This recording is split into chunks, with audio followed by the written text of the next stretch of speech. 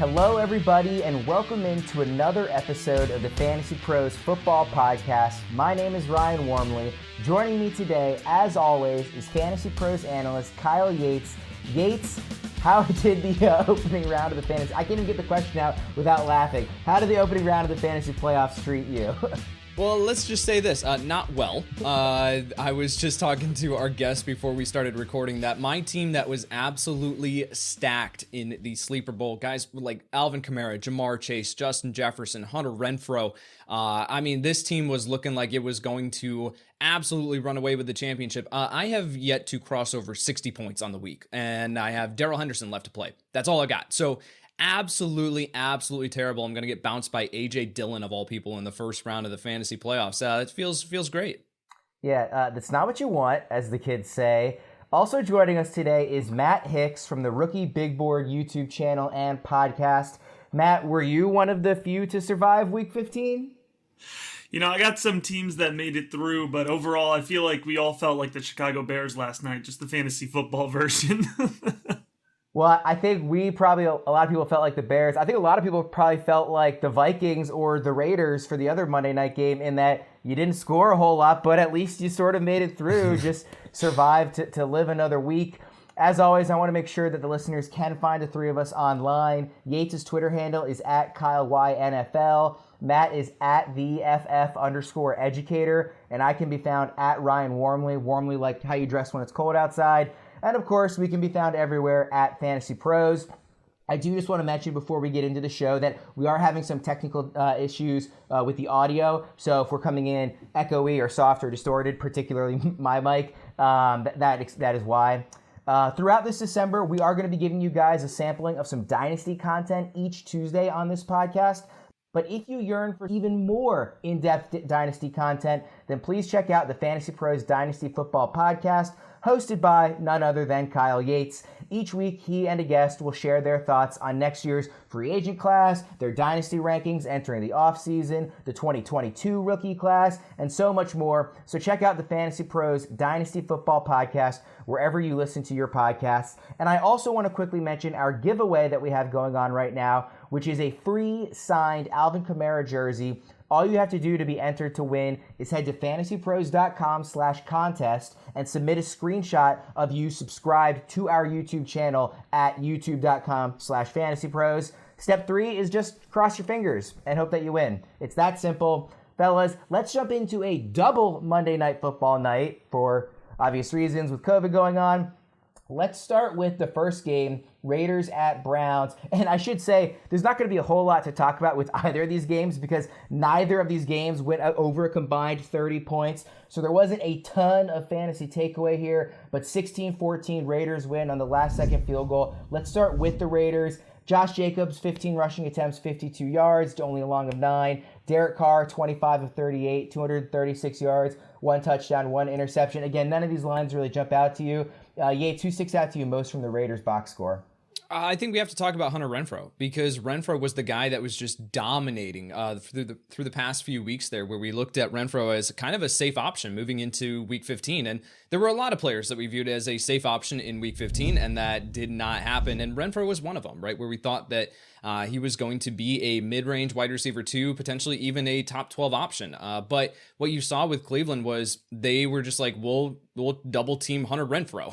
He was getting the Calvin Johnson treatment, right? We'll double team Hunter Renfrow and make Derek Carr beat us somewhere else. And it didn't really happen that much. So yeah, that's the big thing here, where Renfrow, we thought we had a very, very high floor and some upside too. And that just did not come to fruition this past week. Yeah, interesting that even with Renfrow, obviously, again, if you're getting doubled, you're going to look elsewhere, but they didn't try to force feed him the ball, even though he's been, without Darren Waller on the field, by far their most effective receiver. Just 5 targets on the night. You know, Zay Jones, 9 targets, Moreau, 9 targets. So Derek Carr was definitely looking elsewhere. Matt, did any of those other guys stand out to you as potentially viable fantasy options here in the fantasy playoffs, besides Renfrow in that passing game? I mean, you look at this offense, it's so difficult because they're willing to go wherever the offense or whatever the defense gives them that particular week. So I think it's a really challenging offense to invest into, and it's a week-to-week basis, right? So I think moving forward, you're not really looking at the Raiders offense unless you're absolutely desperate.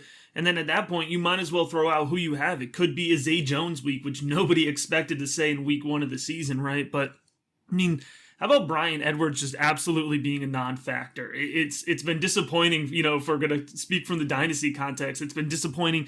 He does find the end zone, but just 3 receptions that add up to 8 yards. It's not exactly what we thought we were going to get out of Bryan Edwards. Yates, how likely are you to start Josh Jacobs in the next couple of weeks? I mean, well, assuming that you moved on and that you had Josh Jacobs, so there's the big qualification. Assuming that you did move on and you have Josh Jacobs, I think he's one of these guys that is just a low-end RB2. Like, he's going to see volume, but the upside might not be there. This offense, yes, Las Vegas won the game, but again, 10 starters out for Cleveland throughout the entire roster. So it's one of the games where Las Vegas has been on a losing skid, and so they break that here, but the offense did nothing to indicate to me that they are suddenly now going to rebound and they're going to be a high-powered offense yet again. So this is a situation where Jacobs, you're playing because he has a high floor, because he's going to see work, but outside of that, you need him to fall into the end zone to crack even the top 20. Yeah, and I'm not really sure there's much to talk about at all with the Browns. I mean, obviously Nick Chubb, clear must start RB1, 23 rushing attempts, 91 yards, and a touchdown. But I mean, in an offense being run by Nick Mullins, not being coached by Kyle Shanahan with Nick Mullins, I'm pretty much not going to have confidence in anybody. So, I mean, again, 48 receiving yards for Donovan Peoples-Jones, 29 for David Njoku, Higgins at 24. I mean, these aren't numbers that are going to stand out to you for any reason whatsoever. Is there any takeaway here for you, Matt, or can we just move on from this game from the Browns' perspective? I got to tell you, I can't get off Donovan Peoples-Jones. I mean, you look at this as somebody who studies these guys coming out of college. This was a 5-star, super athletic guy coming into college, kind of gets wasted in the Michigan offense. And there's just these flashes of Donovan Peoples-Jones.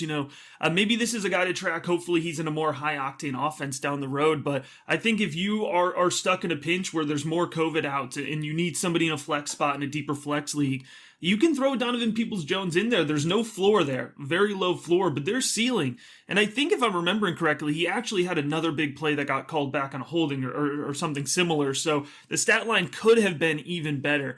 So that's about it. If you want to get into the Cleveland passing attack, it's Donovan Peoples-Jones, and I wouldn't look much further. Yates, how in are you on Donovan Peoples-Jones from a dynasty perspective? Well, it's difficult because you've seen with Baker Mayfield and the way that the Cleveland offense is structured that they don't lock onto one particular guy. So as far as consistency, it's not there, right? Jarvis Landry even has been up and down so far this season. So as we move into 2022 and beyond, I think that DPJ can be a fine, low end flex option that's going to provide you some big boom weeks because of his ability to be open deep downfield and make contested catches. He's super athletic, like Matt mentioned, but the consistency probably isn't going to be there because some weeks he'll get 7 targets, some weeks he'll get 2. It's just the way that the Cleveland offense is structured. So that's where if we had DPJ in a different offense, one that was a little bit more traditional with targeting the wide receivers at a heavier rate and not so focused on the run, then I would be more excited about Donovan Peoples-Jones. But because he is in Cleveland, that's one where I'll just say, you know what, I'll probably let someone else deal with the wide range of outcomes. Vikings 17, Bears 9 in the second Monday night game this week. Dalvin Cook, again, just like Nick Chubb, 28 rushing attempts was just standout, but you're starting him regardless, no matter what, 89 yards, no touchdown. Justin Jefferson, obviously been one of the best receivers in fantasy all season long, and last year, since the day he came into the league, 10 targets, just 4 receptions, 47 yards, did have the touchdown. Obviously, we're not doubting him, in any way. From a talent perspective, is there any concern about just the offense not being good enough to let him truly lead you to a fantasy championship this year, Matt? I'm still all in on Justin Jefferson. I think the Bears secondary showed up. I know they had a lot of young guys, but they were playing well, and you saw there was a strong emphasis on Justin Jefferson. They were going all out. It's what led to that Emir Smith-Marset touchdown, right? Because they were double, triple focused on Justin Jefferson, and I think smart NFL defenses are going to do that. But I think you still have to roll Justin Jefferson out there with confidence. If you're in the semifinals, it's probably because of Justin Jefferson in large part, so you got to keep rolling with him. Yeah, you're definitely starting him, so maybe it's not actionable advice, but are you concerned if, Adam Thielen, when he's out, that the other teams are going to do this and just bracket Jefferson, go, put all their defensive effort towards him, and that he won't be able to put up the fantasy numbers, even if he's having an outsized impact on the game still? I think you always have to be conscious of that, right? One of the best things in fantasy football, whenever you're targeting, looking at players to draft, is there somebody else on the field that's going to draw that top coverage off of them? So I think you would be smart to proceed with a little bit of concern, right? Maybe not 100% confidence like you normally would go through with it. I think that's fair. And then on the Bears side, Yates, David Montgomery, 18 rushing attempts, 60 yards. Justin Fields, 26 of 39, 285 yards and a touchdown. Cole Kmet having a nice little game, 6 receptions on 9 targets, 71 yards, no touchdown, of course. Is he somebody that you could see starting here through the last couple weeks of the season? He's someone that I ranked in that like 15 to 20 range this past week at the tight end position. And that's kind of where he's been all year, where it's like he could, be involved in the offense, or then another week he could completely just disappear, kind of like Donovan Peoples-Jones. So that's kind of where I think we need to just kind of view Cole Kmet. And if you are in this point of your playoffs, you likely have a better option at the tight end position that you're rolling with other than Cole Kmet. So if you're desperate, if for some reason you have an injury at the tight end position, then you can look at Cole Kmet, but he's really one of the like low end streaming options. And Matt, we're still starting Darnell Mooney, maybe not with like full 10 out of 10 confidence, but we're starting him, right? Yeah, absolutely rolling Darnell Mooney out there. If you look at it, he was a large part of the targets that the offense was creating. I think they were looking first to him. And I think if you look at Cole Kmet's yards, it's a little manufactured in terms of who's getting the most. I think he had like 3 3rd and 25 checkdowns right. last night. Cole Kmet did. And so if you look at downfield targets, it's really going Darnell Mooney's way. And I think Fields has shown a good early chemistry with Mooney as well. So I'm definitely in on him. One guy that I actually did want to mention on the Vikings that I forgot to is KJ Osborn, particularly with Adam Thielen out. Yates, do you see him as a good boom or bust option? Obviously, he didn't boom, last night, but do you see him as somebody that is worth maybe taking a flyer on here in the last couple of weeks? Yeah, so it sounds like Adam Thielen is closer to returning, right? Because they didn't rule him out until like right before the start of the game Monday night. And that was one where we're like, okay, guys, like he hasn't practiced for the past 2 weeks. Like we know that he's not playing, but there was still some of that, like he's going to test it out in pregame warmups and stuff like that. So it sounds like he's getting close to returning. I could see a path for him to be back in week 16. So this conversation could be just irrelevant by the time that we get to week 16 and lineups have to be set. But with Osborn, I think we had viewed him kind of as this like mid-range wide receiver 3, high upside because of the targets that he was seeing, particularly against Pittsburgh, in week 14. And then here against Chicago. And again, this was a matchup where on paper, it looked like they were going to be able to throw all over Chicago. The secondary did show up. Some of these young guys came to play, but I think with Osborn, he's now falling into maybe the same kind of territory as Donovan Peoples-Jones, to go back to an earlier conversation, like boom or bust, and you don't know what you're going to get any given week. But again, with Adam Thielen sounding like he's close to returning, this could all be irrelevant. And I didn't read the stat line. We don't need to get into it, but just to give it to the listeners, Kirk Cousins, 12 of 24, 87 passing yards, 2 touchdowns, and an interception. Matt, let's get into our Dynasty Risers. I'll start with you. Give me your number 10 riser in Dynasty formats after this season. Yeah, absolutely. So one guy that's really picking up hot right now, he's one of my favorite guys, and he's had a slow start to this 2021 season, but I'm a big Gabriel Davis fan. He came out early on in his rookie year, 599 yards, 7 touchdowns. He finished as wide receiver 56. Was essentially free this offseason, and he started off slow. Buffalo was not really intentionally targeting him, but he has heated up here over the last couple weeks. You're looking at week 13, he went 2 for 4 with a touchdown. Week 14, 5 for 8, 43 yards in that touchdown. And then in week 15, he had 2 touchdowns, 85 yards on 7 targets. He's somebody who's consistently shown with high target volume, he's going to find the end zone. For whatever reason, Buffalo ignored him early in the year. It looks like they're going back to him.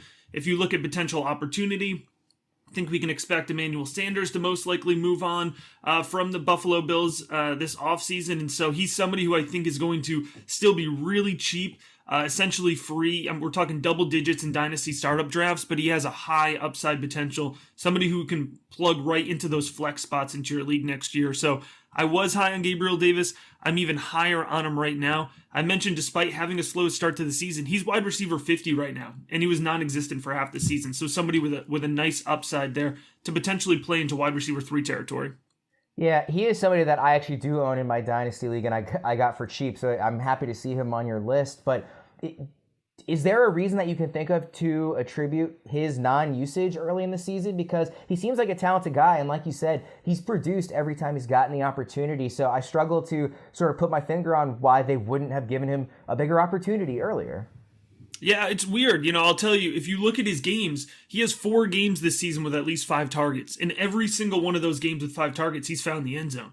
So I don't know if it was a chemistry issue. I don't know if it was, wanting to really highlight Emmanuel Sanders early in the season, right? They brought in this veteran, and Sanders has played well this season as well, right? He's kind of fallen off a little bit towards the end of the season, so maybe that's where that swap is. So, it's a little bit of an interesting offense in terms of, they do want to throw the ball a lot, but they have a good amount of options in that passing attack. Certainly with Stephon Diggs there, Emmanuel Sanders, Cole Beasley. So there's only so much left over. But I think as Sanders kind of weans off of that volume load, it's going to be Davis picking it right back up. Yates, what sort of range do you have Davis in your dynasty formats? Yeah, he's on that wide receiver 4 range right now, but definitely does have the potential to rise as we get word that, Emmanuel Sanders moves on, because I think that was the linchpin. That was the reason why Gabriel Davis was not seeing work, was that they signed the veteran, receiver here, even after Gabriel Davis kind of showed out in his rookie season.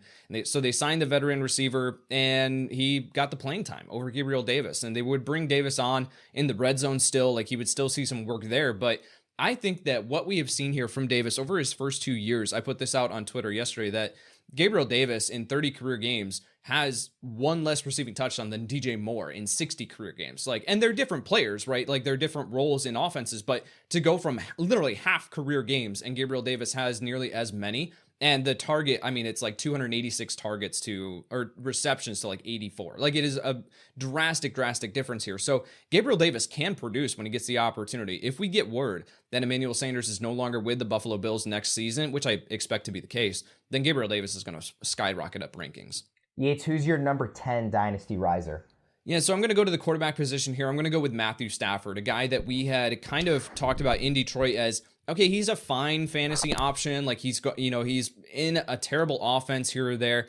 He's got some receivers, but really just hasn't been able to put it all together from a fantasy perspective. He was more so of a streaming option. And then as we saw him move over to LA and just absolutely take off with Sean McVay, with Cooper Kupp, obviously we know that storyline, and guys like Robert Woods, they add OBJ, you got Van Jefferson, all these receiving options really have helped Matthew Stafford completely take off. And so if we are still looking at playing Dynasty in the window of 2 to 3 years, then Matthew Stafford has to be in the top 15, top 12 conversation, because he's going to be there for the next 3 years minimum. He's going to be there for several years. So Matthew Stafford was one that we had kind of, we had questions about his future in Detroit. In LA, that is no longer, a concern. He is someone that is absolutely a locked in starter into Dynasty rosters at this point.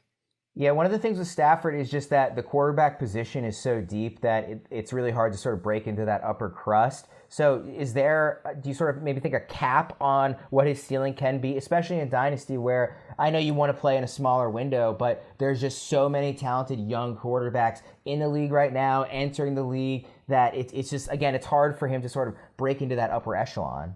You're absolutely correct that we look at the quarterbacks that are in that upper echelon, and that involves guys that do what? They run. They have mobility to their game. Josh Allen, Kyler Murray. We're going to see Justin Fields kind of ascend into that territory because of his age, because of his rushing ability. Trevor Lawrence, hopefully he can get back into that range. Trey Lance, when he takes over here. You've still got several locked in starters here, and that's not even mentioning Patrick Mahomes, So these other guys that have that top 5 territory locked up, Stafford has to continue to throw a ridiculous touchdown rate and yardage to be able to compensate for that. So he probably won't push the top 5, but I definitely think that he still is within the top 10 territory, because you have to balance the potential payoff, the upside of some of these younger guys versus the proven production right now and what Stafford is doing.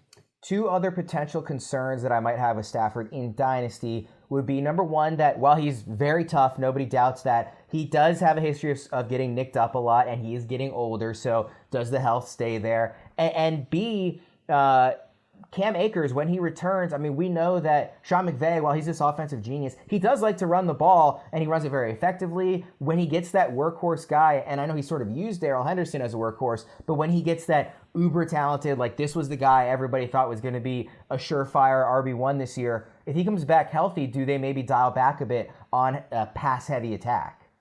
Potentially, but I think that even if you do see Cam Akers, dominate a little bit more of the carry opportunities and we see a little bit return to balance here, that's still going to open up touchdown opportunities, right? We know that this Rams offense is going to put up points. And so that's kind of where, as we look at some of the other offenses with, like let's use Trevor Lawrence as an example, like even if we see like a really solid coaching staff brought in this next year into Jacksonville with Urban Meyer's replacement. Like if we see that bring in, they rebuild around Trevor Lawrence and we start to see him take off, but is that Jacksonville Jaguars offense going to put up as many points as, LA? Like the answer is no. So I think that's where we have to kind of balance it. And we look at the scoring opportunities for the Rams offense. That's where I'll side with Matthew Stafford. Matt, give me your number 9 Dynasty Riser. Yeah, absolutely. So, I tried to have a mix here of guys that are going to come with high value and just good additions to your roster.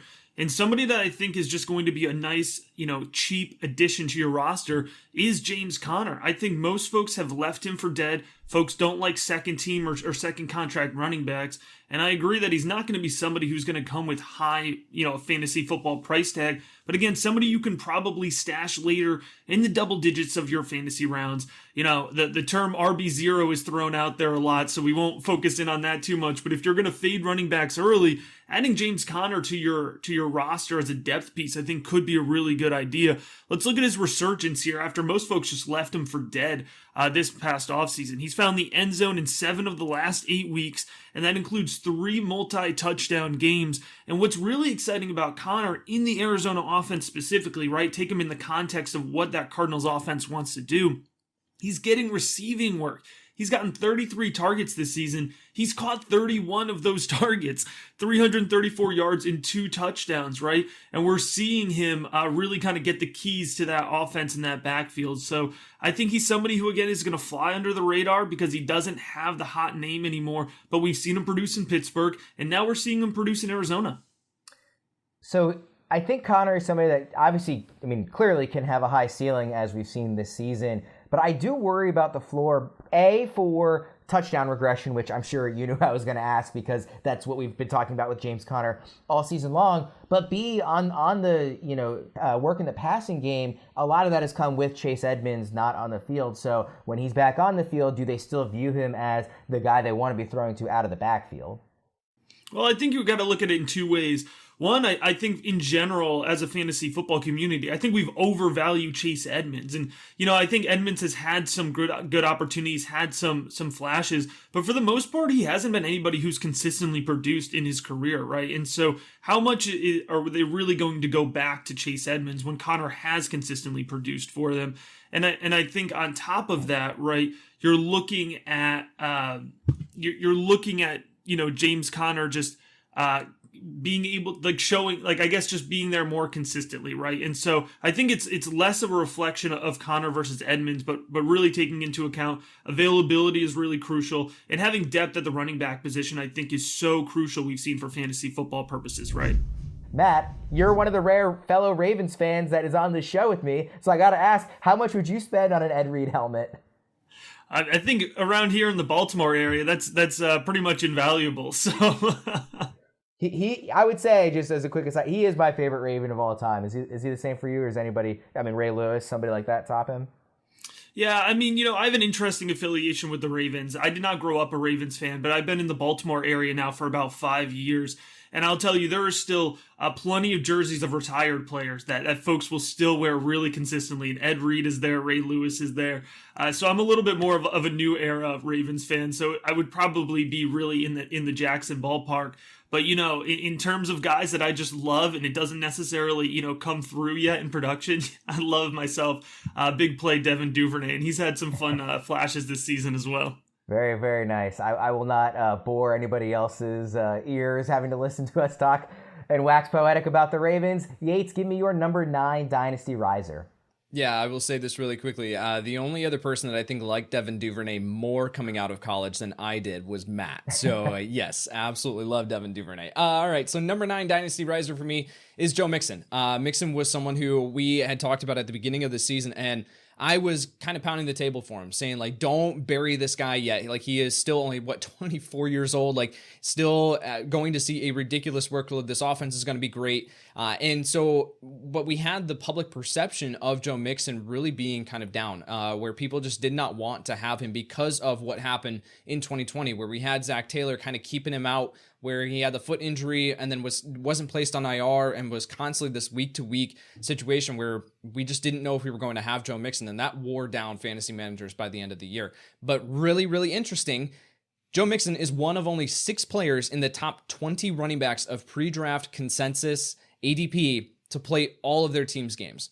So where we went from Joe Mixon being this injury-prone, narrative and everything like that, he is one of only 6 players in the top 20 running backs of consensus ADP to begin the season where he has played all their team's games. Now, he's currently banged up a little bit. We don't know if he's going to play this next week, but I think with Joe Mixon, this is something where we had kind of him in the pushing the lower end of the top 15. And now I think he's back into this top 8 territory, top 5 territory, where we know that he's still young. We know that he's incredibly talented, and we know that he's going to see a ridiculous workload when he is on the field. So Joe Mixon is one of the guys that we have to talk as a dynasty riser.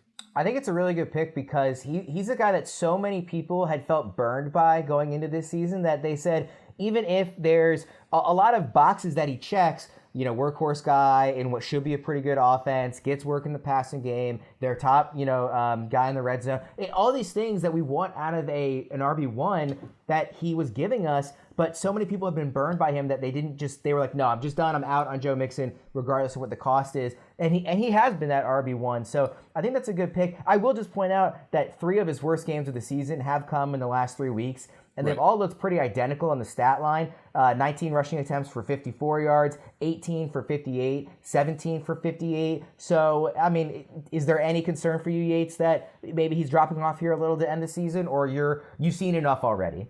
Yeah, I've seen enough already up to this point. I mean, when we have so many other running backs that are injured, so many other guys that are not seeing that, even 17, 18 carries, like, I will still take that. And I know that the talent level is still there for Mixon. So I don't know if he's ever going to be a top 5 dynasty running back just based on, the lack of receiving work that we know that he can handle, but he's just not getting in this offense. So I don't know if he'll ever crack that top 5, but definitely someone that is worthy of being in the top 10 conversation for sure. Matt, do you know where you would put him in your dynasty RB rankings?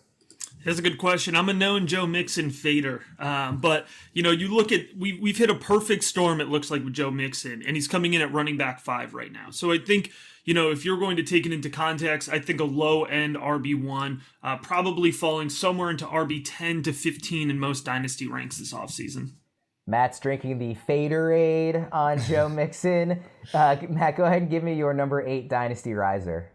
Yeah, we touched on him a little bit earlier, but I'm in on Darnell Mooney in this Chicago offense. And there's a few reasons. You look at what he's done in this offense this season. He has 36 targets over the last 4 weeks. I think that's really crucial because if you look at the type of player Darnell Mooney is early on in his rookie career, it was really just about stretching the field and making big plays. And those guys can be good for fantasy football, but they end up being a little bit more volatile, right? When you don't have that floor that comes with volume.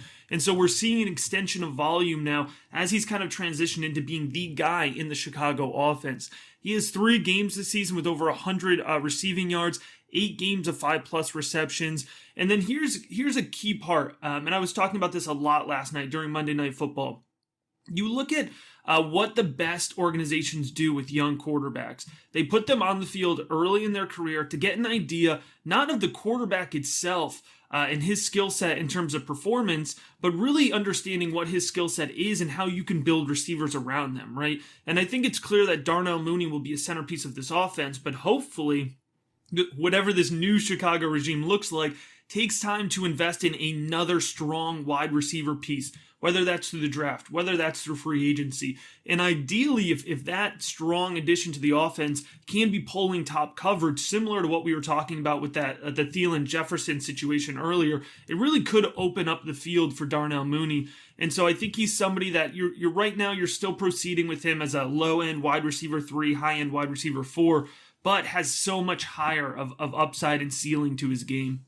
Obviously, we're all looking forward to seeing a new staff in Chicago, but just as a thought experiment, if there isn't any coaching change, if that wasn't happening, where would you have Mooney then? Would it have a large impact on how you view him in Dynasty? Well, I think where he is at right now, he's proven the ability to do it with very little support around him. And I think what is encouraging is we're seeing that volume go up with Justin Fields, right? And so having that chemistry between a young quarterback and a young wide receiver, I think is really helpful as well. So even if worst case scenario, and Yates is going to wake up sweating in the middle of the night to think that this coaching staff and front office could stay, I still think that there's a lot to be excited about for Darnell Mooney. And the price isn't expensive. I know I picked up Darnell Mooney in one Dynasty league this offseason for a future second round Devy pick, which is, like a fourth round rookie pick value. I mean, it was so cheap. There's folks that are just off Mooney. And so I think you can really invest in him without paying up. Yeah, Yates, if you've recovered from the shiver sent down your spine, go ahead and give me your number 8 Dynasty Riser. I'll go with a guy that I stood on the table for coming out of USC in 2020, and it really stood on the table for him in redraft leagues in 2020 that didn't necessarily come to fruition, but it has here in 2021. That's Michael Pittman Jr. Pittman was a guy that we really had questions about coming into this season, right? Is T.Y. Hilton going to be, a factor? Is Paris Campbell going to dominate targets? And while that was a lot of the narrative, I was pointing to it and saying Michael Pittman is the wide receiver 1 for this team. Like it really isn't much of a question for me because of his skill set, because of how good he is and his talent. I knew that he was going to cement himself as the wide receiver 1 for this offense. So we saw him go from a guy that people really didn't even want to have on the roster, someone that had plenty of potential, but that we just didn't know if that was going to translate to production. A lot of it hinged on Carson Wentz too, and we have seen that Pittman is the wide receiver 1 in this offense, and that he can be an extremely, extremely reliable option. Not necessarily coming with as high of a ceiling here lately as he did to begin the season, but still someone that I am extremely excited about moving forward. Have you seen enough out of Carson Wentz or have an expectation that the Colts are going to go in a different direction at quarterback to not be concerned about that element of it?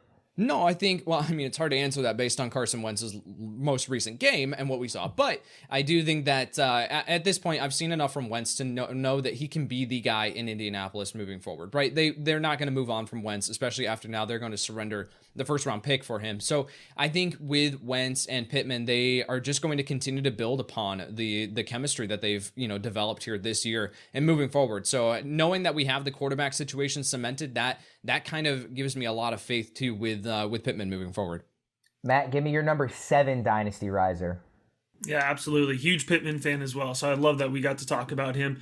I'm going to talk about Justin Herbert. Now, Justin Herbert was a guy that I loved coming out of college. I considered him to really be in that same top tier as Joe Burrow and Tua, and he has done nothing but produce for us. But I'm kind of taking this from the context of he's already a really high valuable guy, but I think he is a lock, a top 3 dynasty quarterback draft pick going into next year's drafts, and I think you can feel really comfortable doing that. You look over the last few weeks here, he has an 8 touchdown to 2 interception ratio over the last 3 weeks. 3 300-plus yard games in the last 5 weeks. He has 6 games on the season with at least 3 touchdowns. 2 of those came with 4 touchdowns. On the season, he's second in passing yards behind just Tom Brady, all right? Nothing to shake your head at. He's third in passing touchdowns behind just Brady and Stafford. And then here's what's really key. He's 9th in rushing yards for quarterbacks, and he has 3 what I call bonus rushing touchdowns. And this is one of the things I talk about all the time when it comes to quarterbacks and their fantasy football value. A lot of the times when we think of a rushing quarterback, right, we think of Lamar Jackson or Kyler Murray or even Josh Allen to a degree. But there is a ton of value in the Dak Prescotts of the world, right? In guys like Justin Herbert that just get 5 or 6 rushing touchdowns a season. That is a huge fantasy bump, and they don't quite get labeled as mobile quarterbacks. So I was started off high on Justin Herbert. He's only risen higher, and I think if you're playing in a super flex league, I think he's going to be a first-round dynasty startup pick this year. If not in a one-quarterback league, I think he's a top 3 dynasty pick at the quarterback position specifically.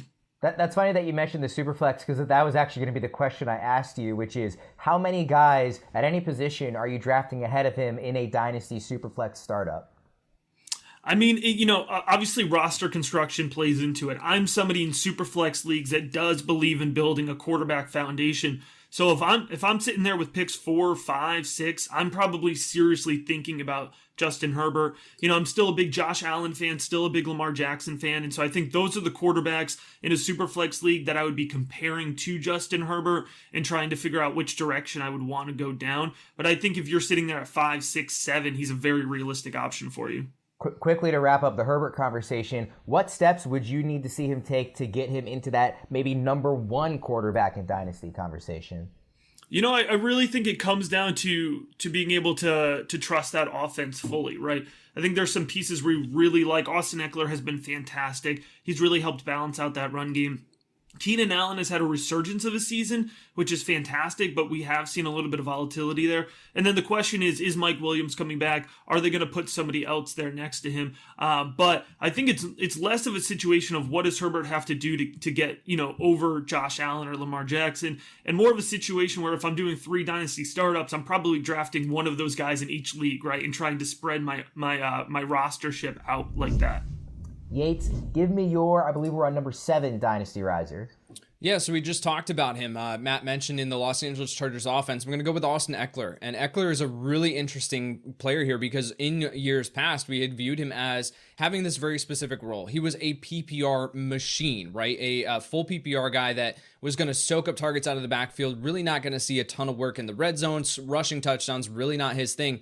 And that all shifted this year. And we look at 36 red zone carries on the year up to this point for Austin Ekeler. In 2020, all of 2020, and he missed a few games, but in 2020, he had 18 red zone carries all of last year, 36 up to this point this season. So looking at the role here for Austin Ekeler, we have to talk about him as a riser. Now, it's not necessarily a guy that skyrocketed up rankings because he was still a very, very valuable asset, but someone who the role has changed here for Ekeler, and he is producing in a massive, massive way. So we have to talk about him as a dynasty riser, given what we've seen from this year. Yeah, obviously been one of the best running backs in fantasy this whole season. I would just ask on Ekeler, and I guess this is sort of also an Ekeler / Mixon / any upper level running back conversation. I just sort of fundamentally in dynasty leagues, I like to build, if it's a super flex with quarterback, but through wide receiver, an elite tight end, the running back is sort of the last piece I like to fill because the shelf lives are just so short. What level of concern does that play for you with some of these elite running backs when you're talking about dynasty looking into the future? And again, I know you said a lot that you like to view dynasty in a much shorter window than most people do, but still running backs, I mean, Eckler's only in his mid-20s, but it can go like that. Right. Yeah, I actually am the other way around, where in a 1 QB league, I prefer to build around the running back because the depth dries up so quickly. And I believe that there are guys that every single year in startup drafts and things like that, where we have the Michael Pittman Jr.'s, we have the Jaylen Waddles, we have these younger wide receivers that are our values because the perception on them is not correct. So I think with the running back position, that's one that I'm looking to build around early. I say that in a 1 QB league, in a dynasty startup, I'm walking out of the first 4 rounds with 2 running backs, most likely. And wherever that falls, you got to just kind of play it out with the value on the board. So with these guys, Ekeler, I'm concerned about the increase of usage right in the red zone, the increase in carries because of his size. And I just don't know if he's going to be able to withstand that type of workload long term. But again, if we're playing in that window of 2 years, especially talking about the risers, it's guys that we can definitely talk about their concern moving forward, but as far as what we had the perception of them last year into where we have them now, we have to talk about Ekeler as a riser. As far as his level of concern moving forward, I'm a little bit concerned. I don't know if I'm going to have him as a top 5 guy next year in rankings or anything like that, but I definitely think that he's still going to be a valuable fantasy asset moving forward. So as far as the running back level, concern and stuff like that, I really don't have that because we see all these guys get injured at the running back position. It's just a nature of the position. So I'm gonna get the depth while I can. Dynasty riser number 6, Matt. Who you got? Yeah, now you're going to notice a trend here with some of my top guys. I think every offseason, right, we see folks really put a lot of emphasis on which tight end can I get value at, right? Because we know it's such a short position at the top. You just talked about it. A lot of folks like to build around the premium tight ends like Travis Kelce or George Kittle, Darren Waller. And so I think one of the guys that's going to get a lot of attention as folks kind of sit down and look at the course of the season, I think people are going to be excited about Hunter Henry.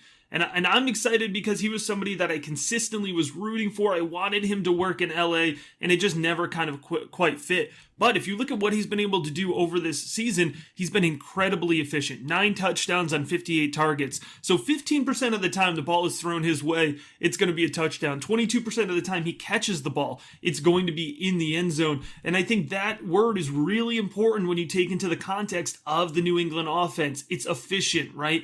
Because you're not going to always get the most volume. You're not going to get the most targets. He has 2 touchdowns.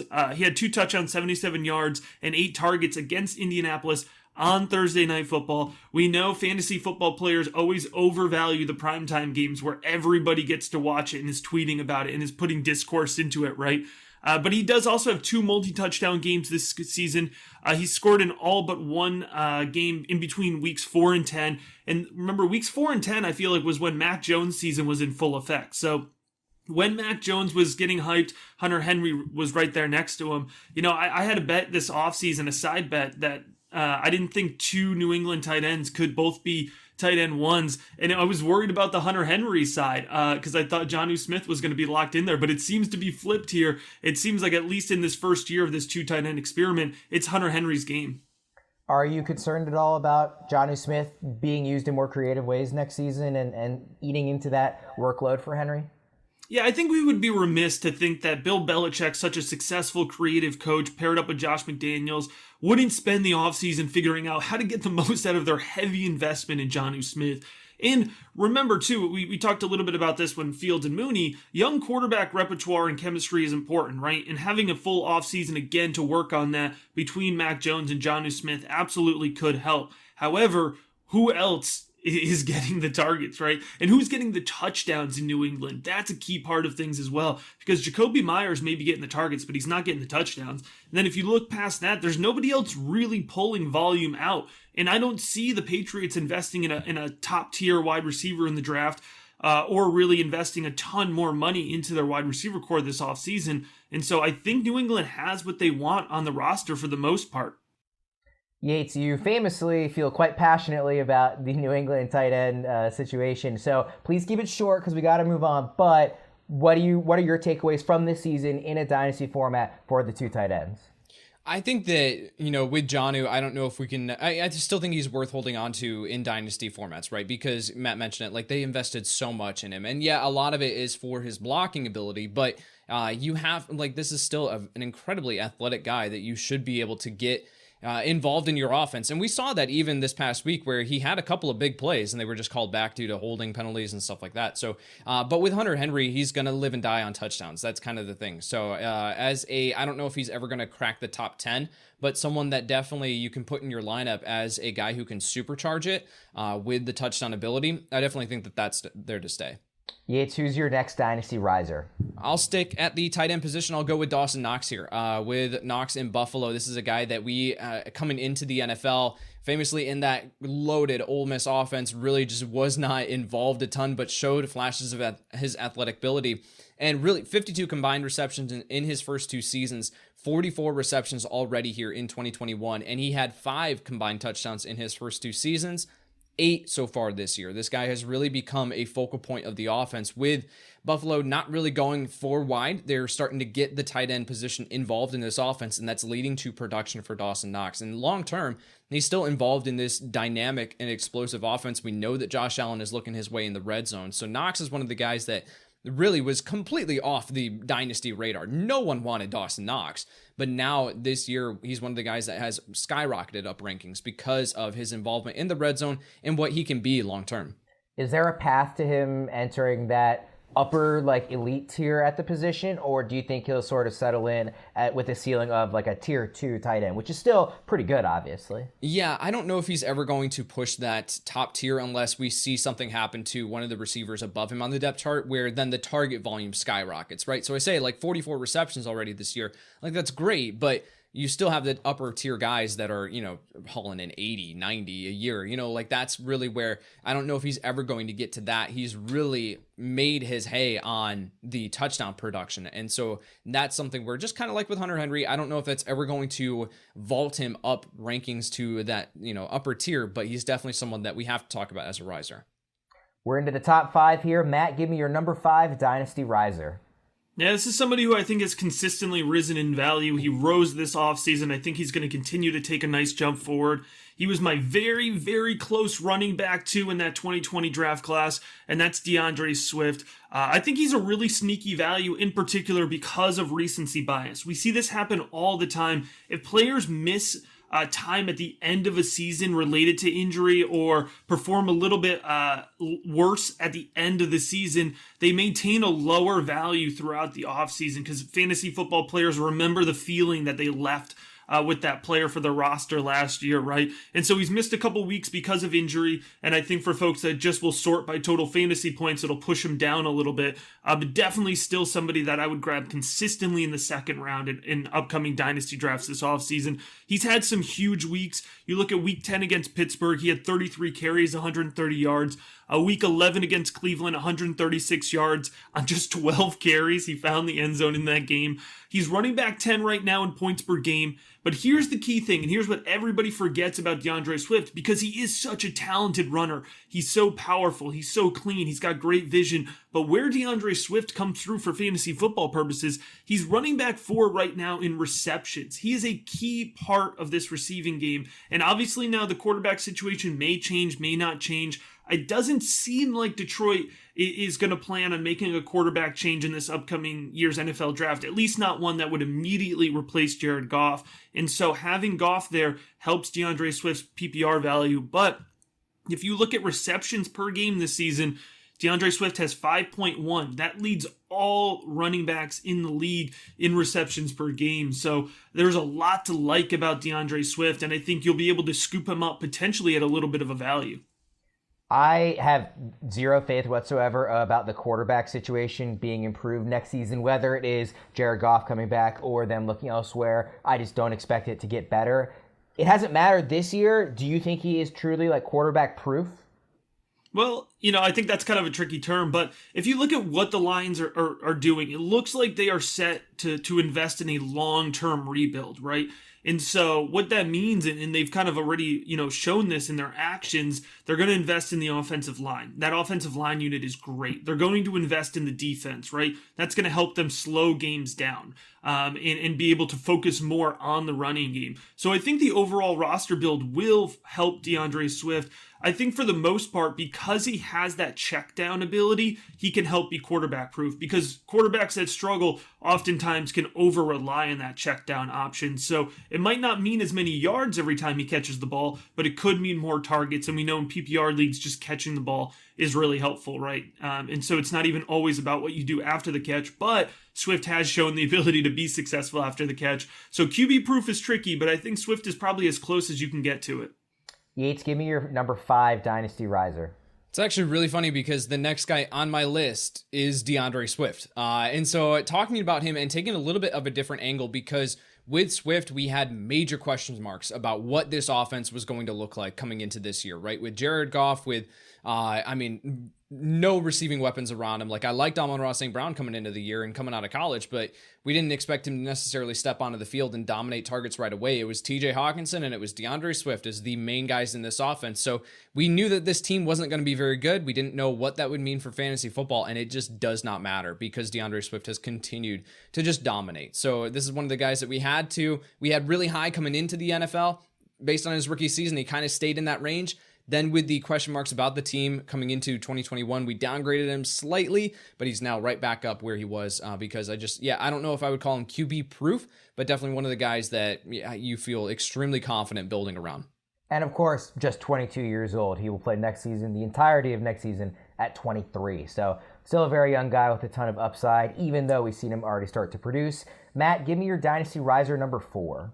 Now, I've been pretty good up to this point, but my main focus is on evaluating rookies and upcoming college prospects. So there's going to be a high emphasis on this 2021 draft class here at the back end of my risers list. But starting off here at number 4, it's got to be Pat Freiermuth. I think that he has really shown a lot. He was somebody coming out of college. He showed athleticism. He showed great handwork, but I wasn't convinced that in the Pittsburgh offense, he was necessarily going to get the volume that allowed him. I thought they were going to really want him to put his hand in the dirt, and be a blocker. And they certainly have, and he's translated well in both ways for the tight end position. But if you look at his production for fantasy football, he's got 3 touchdowns in the last 5 games. He's got at least 4 targets in all but 1 game since week 6. That's a really good floor for the tight end position. He has 4 games this season with at least 7 targets. He's 11th among all tight ends in receptions. He has just 9 less receptions than Kyle Pitts, which, I think it's important to understand the value that folks paid for Kyle Pitts versus what they paid for Pat Freiermuth, and to see just a difference of 9 in receptions, given their profiles, I think is really impressive towards Freiermuth. It's not a knock on Pitts, it's impressive towards Freiermuth. And I know what a lot of folks are probably thinking as I'm laying this out. Well, what's going to happen with Big Ben? What's going to happen with the volume of this offense, right? Are they going to continue to throw the ball a lot? I think there's 2 factors that I'm looking at when anticipating as best as I can what the Pittsburgh offense is going to look like next year. I think they're going to go the veteran quarterback route, right? And I think that's going to help Freiermuth because I think it'll be less of an adjustment. The other side of that is that I do think there's still a pretty good shot that Juju leaves, right? And so that creates some opportunity, some volume. I know James Washington throughout the season, there was unrest there. So we're certainly going to see more Deontay Johnson. We're certainly going to see Claypool moving forward. But I think Pat Freiermuth could easily settle in, I'm going to say, as option number 4 in the passing game. Because remember, Najee Harris is really option probably 3 in the passing game, if not 2. Yeah, and you touched on it there, but I would say that while I have no faith in the Lions improving their quarterback position next year, I do have faith in an organization like the Steelers to figure out something, especially because they are in win-now mode with the rest of their roster, that I do think they're going to target a veteran, somebody who can really improve upon what we've gotten from Big Ben this year. So I totally agree with you there. Yates, number 4 Dynasty Riser. Who you got? Yeah, I'll fly through this one because we're getting low on time. So I will go with Deebo Samuel, someone who we had major question marks about coming into the year. Is it Brandon Ayuk as the wide receiver 1 in this offense? And we knew that George Kittle was going to be target number 1, but Deebo Samuel was someone that in my pre-draft rankings, I think I had like outside the top 30 wide receivers, just because he had that famously low ADOT in 2020, I think like 2.6 yards or something like that. It was ridiculous, the role that he was being utilized in, and then injury concerns. And so we had major question marks about Deebo Samuel, and now he has been just a league winner this year. And so if you continue to hold on to Deebo Samuel, he's been a guy that has definitely paid off. And I think in dynasty leagues, I have question marks about his usage moving forward. Like, is he going to continue to be a running back primarily? Are they going to move him back to a wide receiver? Like, what does the future hold for him? But as far as someone who we have to talk about and identify these risers from the beginning of 2021 to now, Deebo Samuel has to be near the top of the list. It turns out the key to trusting a Shanahan running back is to put a wide receiver back there. There we go. Matt, who's your number 3 Dynasty Riser? All right, coming in at number 3 is Javonte Williams. And I put him at 3 really intentional because I think for a lot of folks, he may be number 1. Now, he's certainly risen a lot in value over this season, but I'm pumping the brakes just a little bit relative to most folks on Javonte Williams. He's currently coming in as running back 13. He has 3 touchdowns on 170 carries, but he does have 38 receptions and 3 touchdowns through the air, and we just talked about how crucial that can be.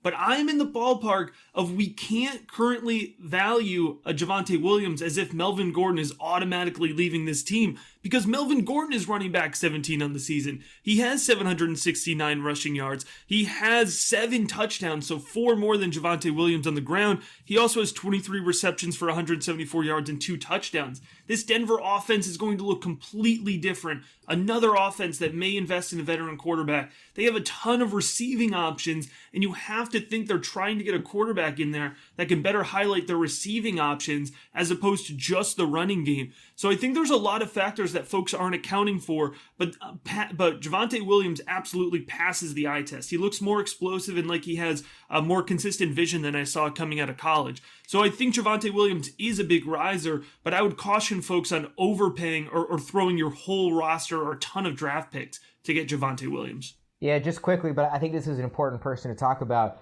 What would you say, just gut reaction, your difference in ranking would be with Gordon coming back or without? Like, how many spots do you think that actually matters?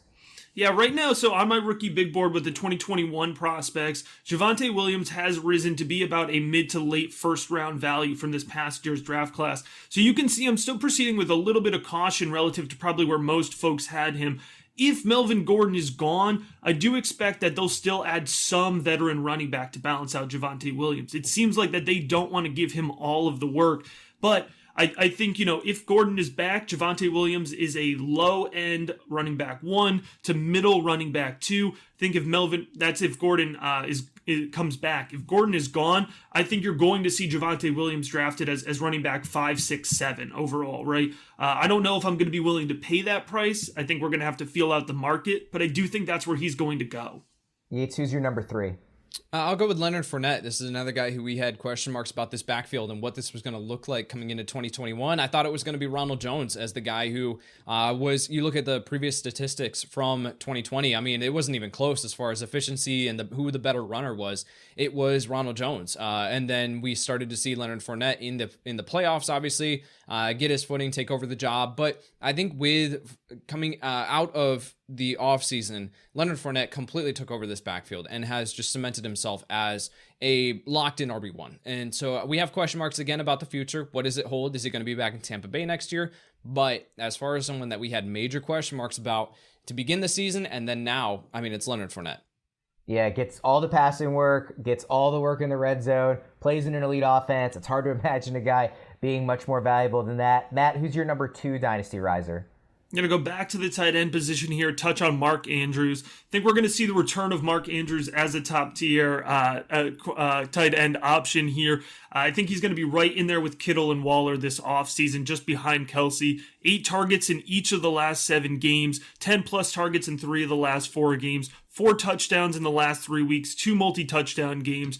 I think we're really seeing here, by the way, 85 receptions on the season is 21 more than his previous career high. Still 3 weeks to go in the season. So I think we saw a little bit of regression in value from Mark Andrews coming into this season. He's going to be right back up there as Waller and Kittle have missed time.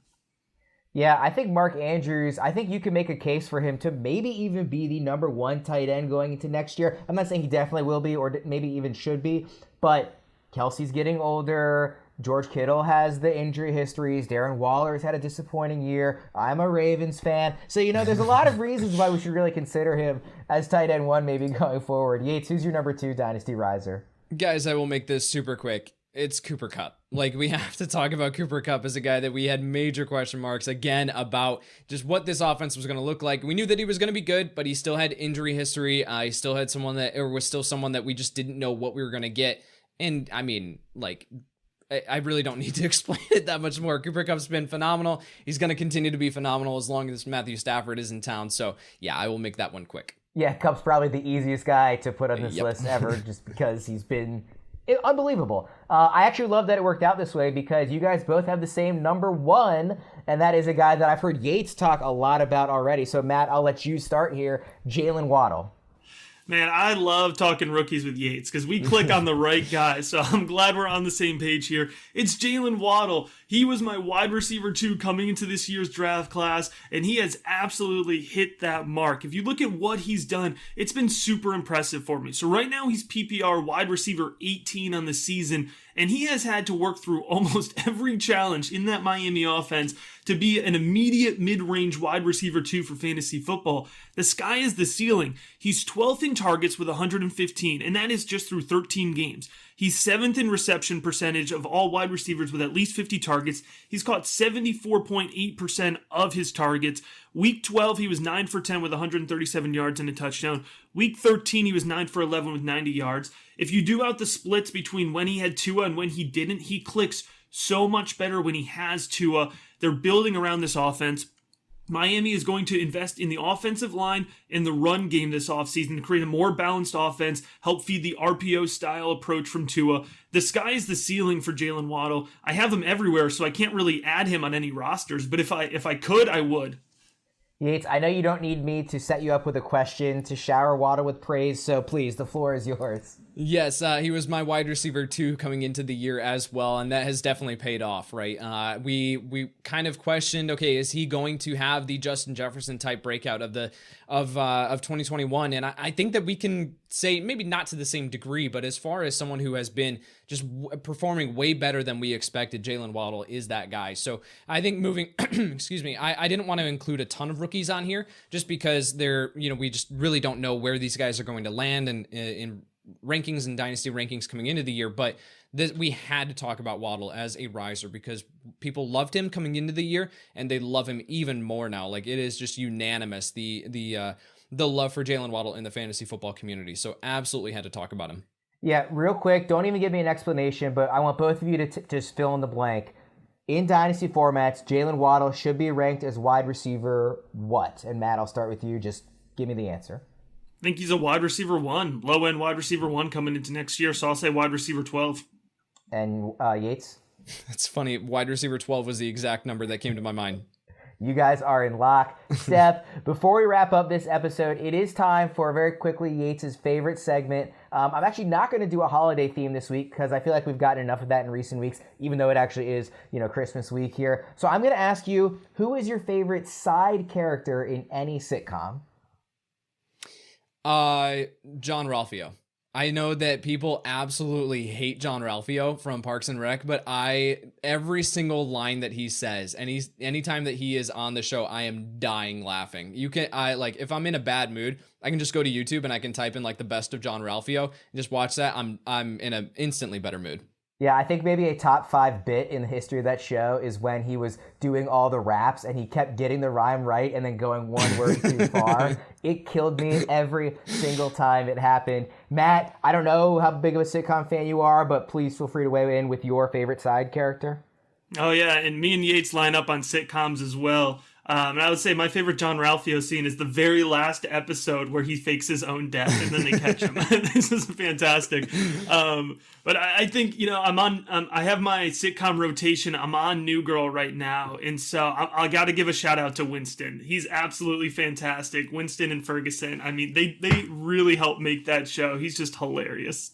Nice, great pick. I would say for me, just sticking with fantasy football theme, I'll go with Rafi from The League. Definitely a lot cruder of a character than the sitcoms you guys picked, but he's a 100%er. 100% of the lines that he says make me laugh. I think he's hysterical. I don't know. I forget the actor's name, but like every single show that he is in, he plays the exact same character, like the exact same energy, like everything. Yes. Brooklyn Nine-Nine to like everything. He's The Good Place. Yeah, yes, exactly. The same type of character. Jason Mantzoukas is his name. There we It's go. hysterical. Yes. And he comes up with most of those lines on his own. He's just a great improv comedian. I will also give a quick shout out to Newman from Seinfeld because I know that our bosses would get mad at me if I didn't mention Seinfeld. Thank you guys both for indulging me, and also thank you both for what I thought was a really great episode. I thought there was a ton of awesome information there, so I'm hoping everybody who listened feels the same way. Please, everybody, remember all the awesome opportunities we mentioned, including Prize Picks, Air Medcare, and Pristine Auction. Most of all, thank you to the fans for listening. For Yates and Matt, I'm Ryan Wormeli. We'll see you again soon. Thanks for tuning in to the Fantasy Pros YouTube channel. Don't forget to check out our featured videos. And while you're at it, make sure to follow us on Instagram, Facebook, and Twitter at Fantasy Pros, so you can get the latest news and updates to give you the edge you need in your fantasy league.